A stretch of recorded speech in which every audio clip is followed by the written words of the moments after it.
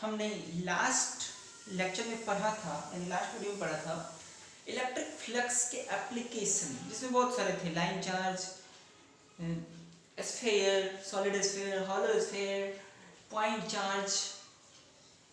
तो ये सब चीजें कि electric field by the method of Gauss law हमने पढ़ा था।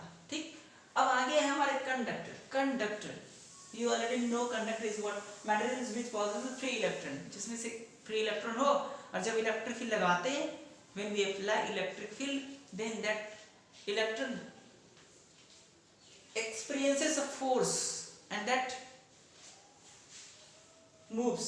तो क्या होते हैं? करंट फ्लो होते हैं। तो ये materials which possesses free electrons are called conductor।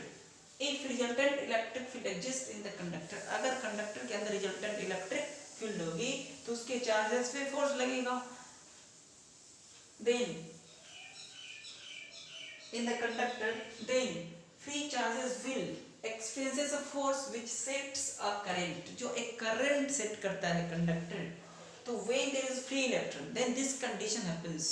then तो करंट सेट होता है कंडक्टर में when no current flows the resultant force, जब करंट फ्लो नहीं हो रहा है, इट मींस फ्री इलेक्ट्रॉन पे फोर्स नहीं लग रहे हैं, it means resultant force zero है और नेट चार्ज भी जीरो है। Resultant force and electric field must be zero, तो इलेक्ट्रिक फील्ड भी जीरो है इस कंडीशन में जब करंट फ्लो नहीं होती। लेकिन जब करंट फ्लो हो रहे हैं, it means there is electric field which applies, which forces free electron, and that's why current flows in that conductor। तो प्रॉपर्टीज आ गई कंडक्टर की। तो inside the conductor electric field हमेशा जीरो होते हैं। नॉर्मल कंडीशन में इलेक्ट्रिक फील्ड जीरो होते हैं, क्योंकि जितने इलेक्ट्रॉन उतने proton, total net charge zero हो जाते हैं। तो electric field inside the conductor zero हो गई। At the surface of a charged conductor, electric field, it means electrostatic field, it means electric field, both are same। At the surface of a charged conductor, electric field must be normal। charged conductor पे electric field तो हमें पता ही है, charged conductor पे surface पे normal होते हैं। Gauss law में हमने ये सीखा था, every point पे। फिर the interior of a conductor can have no excess charge, conductor के अंदर excess charge यानी नेट चार्ज होते नहीं। फिर electric potential is constant through out the volume. अब इलेक्ट्रिक फील्ड अगर जीरो हो, तो हमें पता है E बराबर minus dV by dr। Electric field zero, it means किसकी डिफरेंशिएशन हो रही है? कांस्टेंट की डिफरेंशिएशन ही ना जीरो होगा। तो electric field zero, it means V constant. Electric field zero, it means V constant. तो वही बता रहा है electric potential is constant through out the volume because inside the volume electric field zero होते हैं। तो electric field at surface of a charge conductor, sigma by epsilon not. इधर लिखा है sigma by epsilon not. Sigma है क्या? Surface charge density, charge per unit area. तो इसे नोट कर लो। तो अब हमारे पास है इलेक्ट्रोस्टैटिक शील्डिंग। ये क्या होते हैं? तो व्हेन, जब किसी कंडक्टर के अंदर एक कैविटी बना दे, जैसे कि एक कंडक्टर है और इसके अंदर एक कैविटी बना दिया, दिस इज कैविटी होल। ऐसे बनाया जिससे कि उसमें नेट चार्ज जीरो है और इलेक्ट्रिक फील्ड उस कैविटी के अंदर जीरो। अब ये कैविटी ऐसे बनाया जिससे कि इलेक्ट्रिक फील्ड इसके अंदर जीरो हो, इलेक्ट्रिक फील्ड इस कैविटी के अंदर जीरो हो। और ये कौन है? कंडक्टर। उसके अंदर हमने कैविटी बना रखा, इलेक्ट्रिक फील्ड जीरो करना है, उसकी ऐसे चार्ज को डिस्ट्रीब्यूट करना है जिससे कि वो इलेक्ट्रिक फील्ड जीरो हो। तो इस कंडीशन को कहते हैं इलेक्ट्रोस्टैटिक शील्डिंग। अब ये क्यों किया जाता है? तो सेंसिटिव इंस्ट्रूमेंट्स जो होते हैं, सेंसिटिव इलेक्ट्रॉनिक इंस्ट्रूमेंट्स जो होते हैं, उसे इसके अंदर रखे जाते हैं। अगर ऐसे नहीं किए जाएंगे तो वो रॉन्ग मेजरमेंट दे सकता है, क्योंकि ऐसे सेंसिटिव इंस्ट्रूमेंट पे एक्सटर्नल फील्ड का, यानी एक्सटर्नल इलेक्ट्रिक फील्ड का भी असर पड़ सकता है। इसीलिए कुछ सेंसिटिव इंस्ट्रूमेंट्स जो है उस कैविटी के अंदर रखे जाते हैं। तो ये यूज होता है इलेक्ट्रोस्टैटिक शील्डिंग का इस तरीके से। तो नोट करो इसको। शेयरिंग ऑफ चार्जेस, शेयर करना है चार्जेस का। Let us suppose two conducting spherical cell है, टू कंडक्टिंग spherical cell है, this having initially q1 and this having initially q2, initially q1 q2 और फाइनली जब इस दोनों टू कंडक्टिंग, क्या है, there are two conducting spherical cells, two conducting spherical cell है ये दोनों, having radius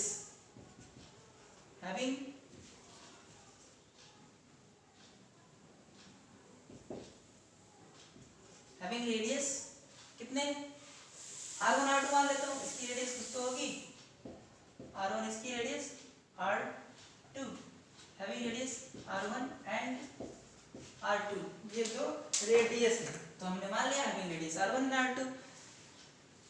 and surface charge density भी कुछ होगा, सरफेस चार्ज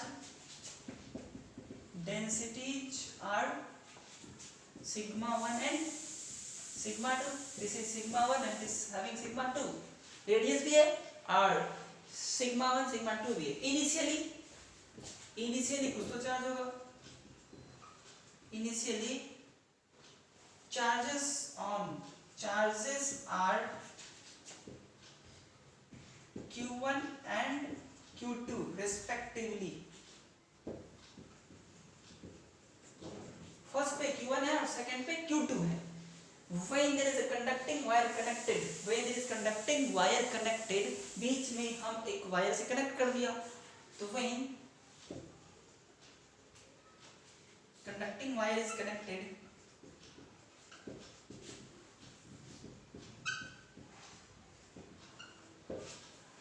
दोनों को कनेक्ट कर दिया, देन पोटेंशियल क्या होगी, पोटेंशियल दोनों की सेम हो जाएगी। जब कंडक्टिंग वायर लगा देंगे तो क्या हो जाएगा, दोनों की पोटेंशियल सेम हो जाएगी।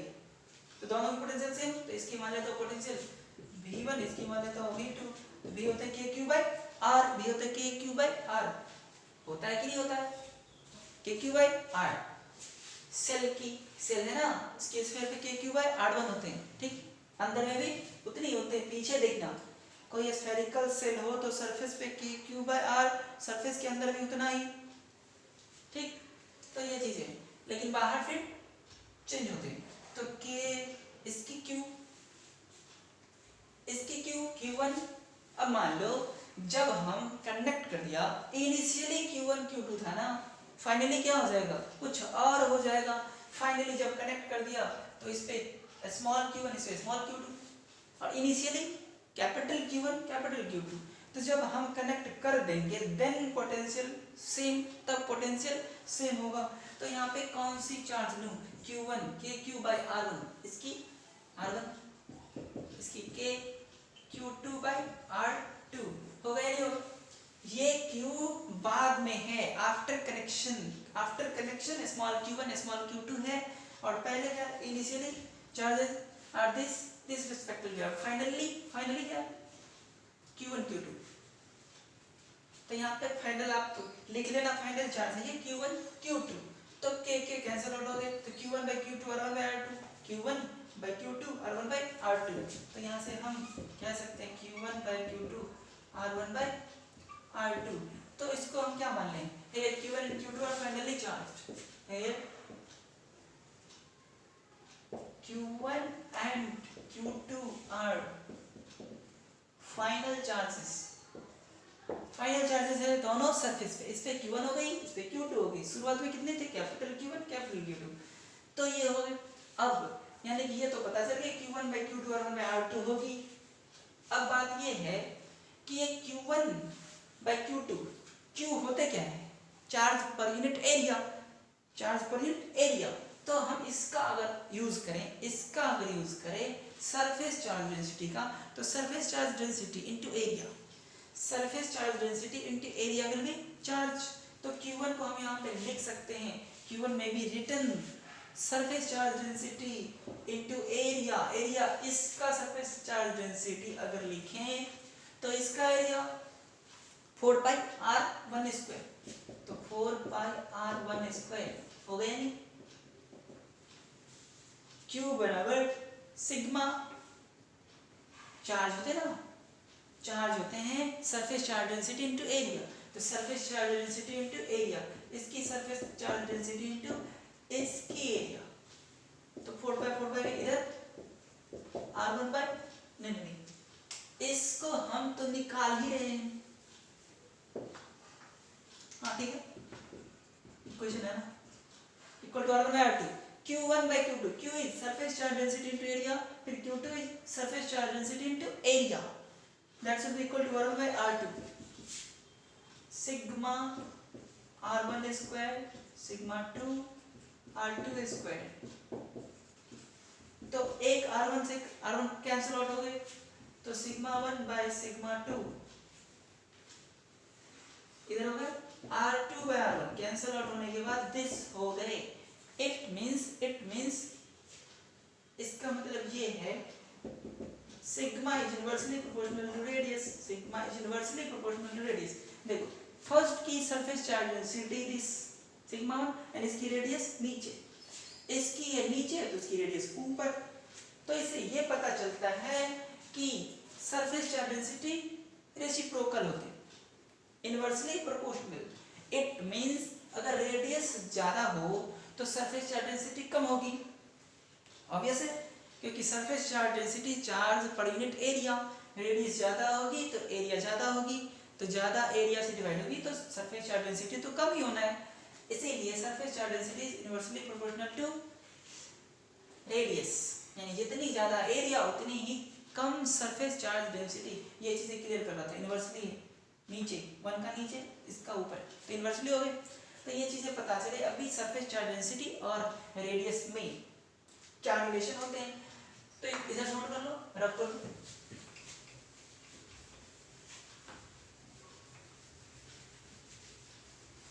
नाउ चार्ज ट्रांसफर होते हैं, ठीक, कंजर्व रहते हैं, ट्रांसफर तो होते हैं बट कंजर्व भी रहते हैं, तो कंजर्व रहते हैं, तो देखा जाए इनिशियली q1 प्लस q2 थे, but finally this is q1 plus q2, initially this finally this should be equal, addition should be equal, initially this finally this, addition should be equal।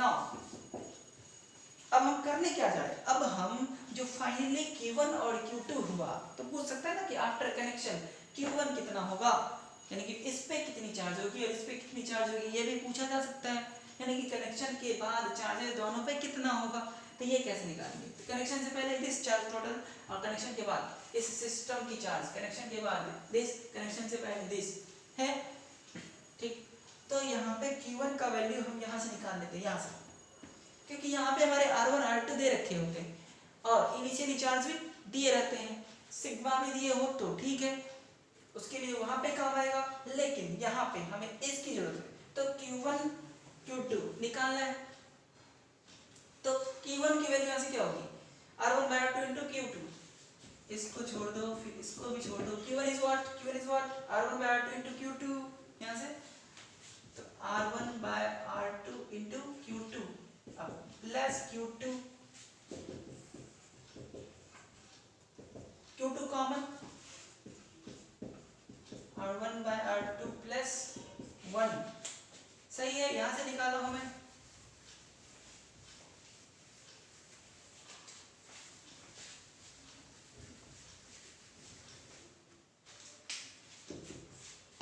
q1 plus q2 equal to q2 r1 plus r2 by r2, यहाँ से q2 आ जाएगा, q1 plus q2 into r2, q1 plus q2 into r2 cross,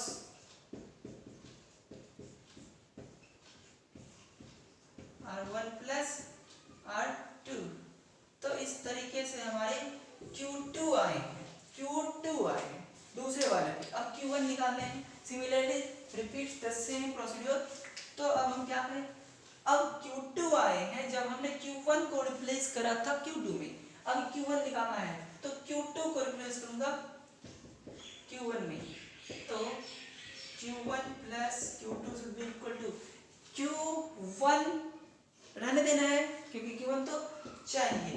Q2 को हटाना है तो Q2 क्या होगी, Q2 क्या होगी, अभी यहाँ पे जो इक्वेशन थे वो थे Q1 by Q2 equal to Q1 by Q2 equal to R1 by R2। तो Q2 क्या होगा, Q1 R2 by R1, तो ये हो जाएगा Q1 R2 by R1, Q1 R2 by R1, वहां से देख लो Q2 की वैल्यू होगा Q1 R2 by R1, ये चीजें होगी। तो यहाँ पे हमने पुट कर रखा Q1 प्लस Q2 सुनते Q1 common 1 plus R2 by R1।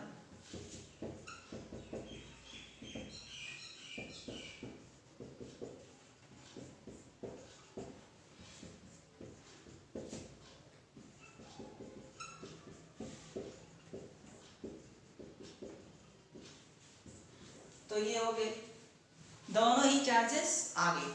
अब देखा जाए Q1 प्लस Q2 दोनों में है, Q1 प्लस Q2 दोनों में है, नीचे R1 प्लस R2 दोनों में है, ठीक।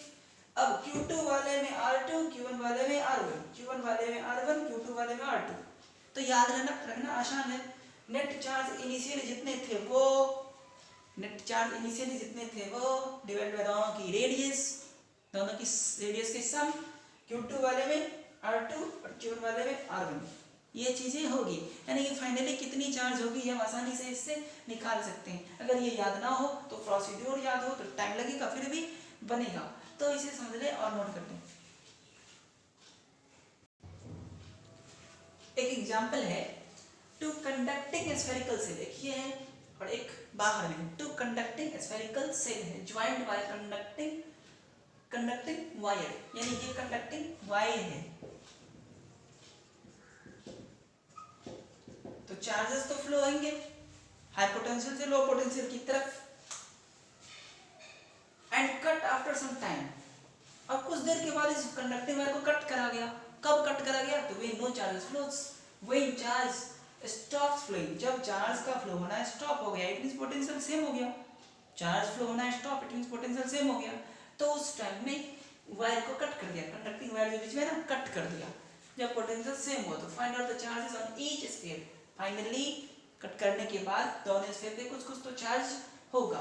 तो charges on each sphere finally कितना होगा ये निकालना है, ठीक है। दोनों की पोटेंशियल ना हमें सेम करना है, और हमें स्फेरिकल सेल की पोटेंशियल निकालना जानते हैं। सेंटर से लेके सरफेस तक KQ/R होते हैं, ठीक। सेंटर से लेके सरफेस तक KQ/R होते हैं, और बाहर जाए तो KQ बाय बाहर के पॉइंट की डिस्टेंस सेंटर से होते हैं। तो ये चीजें हैं। तो मान लेता हूं कि फाइनली इस पे चार्ज बच गए कितने, X बच गए, कुछ तो बचा होगा ना। नेट चार्ज कितने हैं, नेट चार्ज कितने हैं पूरी सिस्टम में। मैं इस वाले पे चार्ज दे रखा है Q और इसकी रेडियस दिया है मतलब R। इस वाले पे चार्ज दिया है -Q और इसकी रेडियस दिया है 2R। कंडक्टिंग वायर बीच में लगा है। नेट चार्ज शुरुआत में -2Q है ना, नेट टोटल चार्ज -2Q है। तो इनिशियली नेट चार्ज है, इनिशियल नेट चार्ज हो गए -2Q, यानी कि -3Q plus Q, it means -2Q। अब -2Q जो अभी चार्ज है उसमें से कुछ गया इस पे तो कुछ गया हुआ इस पे, गया होगा ना। तो अंदर वाले में मान लेता हूँ X है, इस वाले में X, तो इसमें कितने बचे हुए सेकेंड वाले पे तो माइनस, तो इस वाले पे X, तो इस वाले पे X -2Q। तो दूसरे वाले पे बच जाएंगे हमारे बचे हुए -2Q -X। ये समझ में आया, समझ में आया। इनिशियली इस पे कितने थे Q और इस पे -3Q, तो नेट हो गए -2Q। अब हमारे पास फाइनली नेट -2Q ही है, वही दोनों पे डिवाइड होगा। तो हमने मान लिया कि अंदर वाले पे X है, तो बचे हुए -2Q -X, बचे हुए -2Q -X सेकेंड वाले पे इस पे। अब दोनों पे चार्जेस हमारे पास पता है, दोनों की पोटेंशियल बराबर करना है। तो इसकी पोटेंशियल अंदर वाले की पोटेंशियल भी अंदर वाले की, तो भी इनसाइड वाले की कितनी होगी, भी अंदर वाले स्फीयर की पोटेंशियल। इसके कारण के क्यू बाय आर होता है, के क्यू बाय आर। तो के क्यू कितने हैं एक्स, फाइनल, फाइनल इनिशियल नहीं, फाइनल, फाइनल माना फाइनली हम चाह रहे हैं कि पोटेंशियल उसकी कितनी है, तो फाइनली चार्ज कितने हैं उस पे, के क्यू बाय आर। अब प्लस इस सरफेस के किसी पॉइंट पे इसके खुद के कारण के क्यू बाय आर हुआ, और इसके बाहर में जो है इसके चार्ज के कारण, मतलब दिस के कारण भी तो होते हैं ना, स्फीयर के पे जो चार्ज होती है, हॉलो जब होते हैं तो अंदर में उस चार्ज के कारण भी फील्ड बनते हैं। तो खुद की सरफेस के कारण तो दिस हो गई, और ये सरफेस के कारण भी अंदर में होता है कितना, तो के क्यू बाय आर, के क्यू बाय आर। तो यहाँ पे के क्यू बाय आर की जगह कितने लेंगे, कितने होते हैं, इस सरफेस के कारण यहाँ पे निकालना हो, सरफेस पे जितनी होती है उतनी तो अंदर में भी होते हैं। तो इस सरफेस पे जितनी होगी, कितनी होगी इस सरफेस पे, तो के क्यू बाय 2r, इतनी ही इस सरफेस के अंदर भी होगी इस चार्ज के कारण। यानी कि इस पॉइंट पे, इनसाइड वाले पॉइंट पे आप गए, भी इनसाइड वाले पे हमारे आ गए, ये भी इनसाइड वाले पे।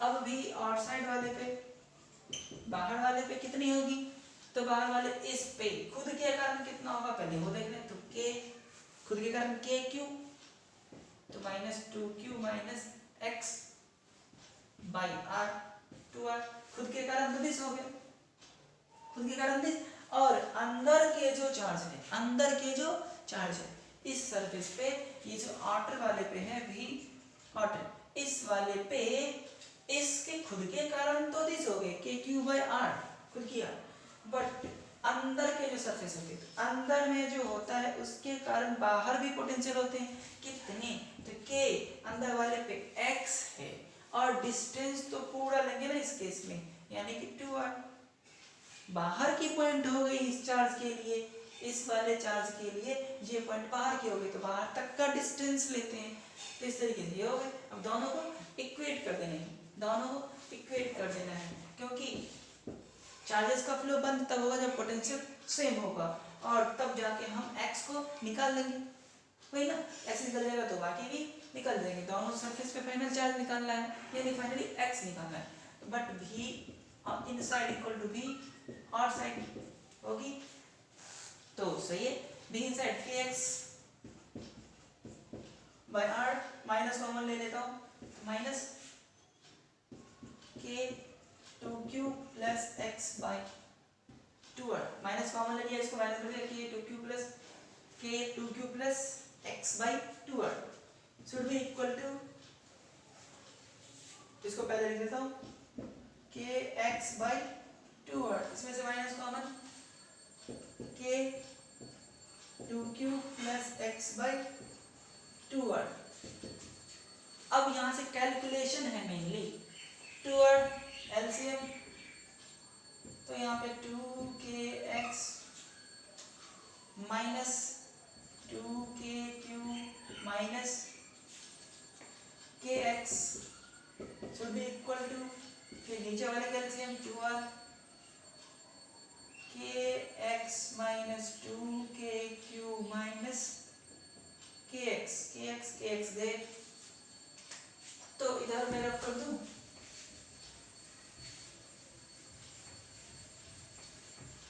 तो देखा जाए 2kx minus kx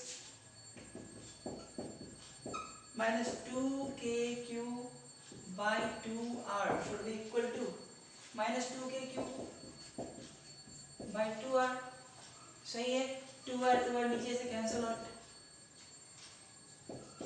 kx this goes to this side, minus 2kq plus 2kq, ये भी गए 0, kx will be equal to 0, तो x 0, x 0, यानी नेट चार्ज अंदर वाले पे 0 है, नेट चार्ज क्या हो गया अंदर वाले पे 0, सो एट आउटर सरफेस पे कितने हैं, ये तो x अंदर वाले पे थे ना, ये x कहाँ थे, अंदर वाले सरफेस पे, तो x कितने आएंगे 0, 0 चार्ज है, 0 कूलम है, x वाले पे 0 कूलम, अब इस पे 2q माइनस x है, यानी एट आउटर सरफेस, तो वो कितने थे, माइनस 2q माइनस ये -2q था, -x, इट मीन्स -2q। तो अंदर वाले पे 0 और बाहर वाले पे -2q। इट मीन्स इनसाइड वाले 0 पोटेंशियल पे है, कोई चार्ज नहीं है तो 0 पोटेंशियल पे होगी। तो इनर सरफेस किस पे है? 0 पोटेंशियल पे है, क्योंकि चार्ज तो उसमें है ही नहीं। तो इस तरीके से हम चार्जेस के बंटवारा कर लेंगे। ये वही थे जो अभी हमने थ्योरी पढ़ा था, sharing of charge, sharing of charge after connection. तो रिमूवल जब हटती है तो इस तरीके से सॉल्व होते हैं, इसे नोट कर लो पहले। नेक्स्ट टॉपिक है हमारे पास earthing of a conductor. Earthing of a conductor, यहाँ पे भी शेयरिंग ऑफ चार्ज होता है, शेयरिंग ऑफ चार्ज होता है। एक है अर्थ और दूसरा है हमारा कंडक्टर, एक है अर्थ दूसरा है हमारा कंडक्टर। तो या तो चार्ज फ्लो होगा कंडक्टर से अर्थ में, या नहीं तो अर्थ से कंडक्टर में। ठीक, शेयरिंग ऑफ चार्ज ही होते हैं या तो कंडक्टर से अर्थ में या तो अर्थ से कंडक्टर में। Earth is taken to be 0 potential, earth की पोटेंशियल 0 होते हैं। ठीक, अर्थ की पोटेंशियल 0 होते हैं। तो डिपेंड करता है कि हमारा जो कंडक्टर है वो हायर पोटेंशियल पे है या लोअर पोटेंशियल पे। अगर हायर पोटेंशियल पे है हमारा conductor, then charge will flow from conductor to the earth. And अगर लोअर पोटेंशियल पे है हमारा conductor, then charge will flow from earth to the conductor, so that potential conductor के 0 हो जाए। किसी भी तरीके से अर्थिंग अगर करूंगा तो पोटेंशियल कंडक्टर को 0 करना है, या तो चार्ज को आना पड़े या तो चार्ज को जाना पड़े, पोटेंशियल को 0 करना है। तो ये तो when conductor is connected to earth, earth से कनेक्ट करते हैं तो वो अर्थिंग होती है, becomes equal, उसकी पोटेंशियल क्या होती है? Potential of the conductor becomes equal to the potential of earth, that is 0, अर्थ की 0 होते हैं। इसीलिए जब हम किसी कंडक्टर को, मान लो ये कंडक्टर है, इसको वायरिंग करके अर्थ से कनेक्ट कर दी, तो चार्ज या तो अर्थ से इसमें आएगा या तो इसमें से अर्थ में जाएगा। अब डिपेंड करता है कि पोटेंशियल 0 करने के लिए लाना है या भेजना है, लेकिन 0 करना है। So charges will flow from earth to the conductor या from conductor to the earth to bring 0 potential of the conductor. इस तरीके से ये सिंबल है इसकी, ऐसे सिंबल बनाते हैं अर्थिंग की। तो ये कोई अर्थिंग वायर है और अर्थ से कनेक्ट करा तो इस वायर की पोटेंशियल 0 हो जाएगा। डिपेंड, समझ में आया? तो ये चार्ज कैसे फ्लो होगा ये भी समझ में आया कि हायर से लोअर की तरफ फ्लो होगा। अब डिपेंड करता है कि हमारा कंडक्टर हायर पे है या लोअर पे है। तो इसे नोट कर लो, ये होती है अर्थिंग ऑफ अ कंडक्टर।